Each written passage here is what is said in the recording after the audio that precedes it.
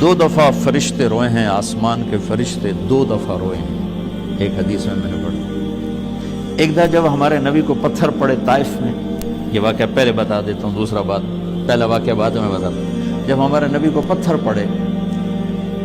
ابھی میں عمر پہلی دفعہ مجھے وہ ویزا ملا تو میں طائف گیا اور وہ جگہ دیکھی جہاں ہمارے نبی کو پتھر پڑے، پھر آپ بے ہوش ہو کے گرے، پھر آپ کو اٹھا کے ایک جگہ آپ کے غلام زید نے ڈالا، وہ سارا میں نے جگہ جا کے آنکھوں دیکھا، حال جیسے کہتے ہیں،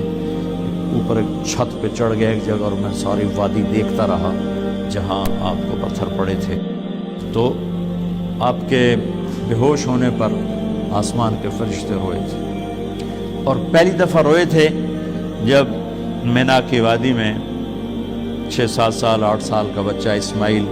اور سامنے 94 سال کا بوڑھا باپ ابراہیم، چھری دبائی ہوئی ہے، چھپائی ہوئی ہے، اور بیٹا باپ کو دیکھ کے خوش ہو رہا ہے۔ پہلی دفعہ اپنے ہوش میں باپ کو دیکھ رہے ہیں، پہلے ایک دفعہ آئے ہیں ابراہیم تو اس وقت آپ بالکل چھوٹے تھے، تو آج پہلی دفعہ ہوش میں باپ کو دیکھ رہے ہیں، وہ پتہ نہیں کیا کیا جذبات سے دیکھ رہے ہیں، اور اوپر سے ابا کی طرف سے ایک دم فرمان آتا ہے، بیٹا تیرے ذبح کا حکم ہو چکا ہے، کیا کہتے ہیں؟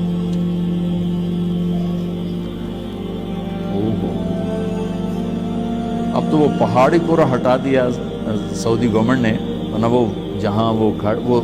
مینا کی طرف منہ کرو، بیت اللہ مکہ میں کھڑے ہو کر تو لیفٹ میں وہ پہاڑ تھا، اس کے اندر ایک گھاٹی تھی۔ تو میں قربان جاؤں، حضرت حاجرہ نے بچے کو اس طرح تیار کر دیا تھا کہ یا ابا تفعل، ابا جی جلدی کرو، دیر کیوں کرتے ہو، دیر کیوں کرتے ہو، یا ابا تفعل، واو نہیں، فا نہیں، ثم نہیں، قرآن حرفوں سے اشارے کرتا ہے، حرف گرا کے معنی بتاتا ہے، حرف بڑھا کے معنی بتاتا ہے، یہاں ایک حرف گرا کے اللہ نے معنی بتایا ہے، یا ابا تفعل، الف کو گرایا ہوا ہے، الف گرا کے اسماعیل کے ایمان کا، جذبے کا، خوشی کا اظہار، ابا جی جلدی کرو، پھر آپ دیر کیوں کر رہے ہیں؟ تو ابراہیم علیہ السلام حیران ہو گئے، وہ سمجھے کہ شاید اس کو پتہ نہیں میں کیا کہہ رہا ہوں، پھر فرمایا پتہ بھی ہے میں کیا کہہ رہا ہوں، آپ نے گھاٹے کا سودا نہیں بتایا، نفع کا بتایا،